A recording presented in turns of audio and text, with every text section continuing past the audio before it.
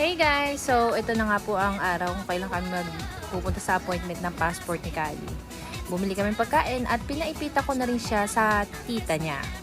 Tapos, nag-video call muna kami sa lola. Bago ayan, fast forward, nasa bus na kami at nakarating na rin kami ng ATC.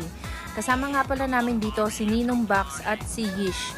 Dahil kukuha rin sila ng passport nila. At ayan, nasa DFA na kami, tapos nasa appointment. Bago naglakad-lakad muna kami. Si Ninong Box, picture ng picture dyan. Sa sobrang katagalan niya mag-picture, iniwanan namin siya.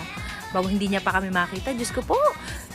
Nakailang tawag na ako diyan bago pa yan kami nakita. At ayan na nga po, kumakaway ang ating kandidato. Tatakbong mayor. Diyos. At ayan, nagutom kami. Kaya medyo kumain kami. Pero bago muna kami kumain, ayan si Ninong Box. Pinictorial muna si Kali. At pagkatapos namin kumain, ayan na nga po, bumili kami ng ice cream. Paborito ng lahat, lalo namin ni Kali. At ayan, ito si Bakla, pauwi na kamit lahat. Hindi ko namamalayan, binibidyohan ako. Busy kasi ako pagkakain at pagbabalat nitong itlog ng... Bago ayan, nakatulog na nga po si Kali sa biyahe. At nakauwi na kami bigla. Ayan, namiss niya yung lolo niya at saka yung pinsan niya. Kaya ayan, laro-laro muna. Bago, ayan na, kinaumagahan na. Thank you guys!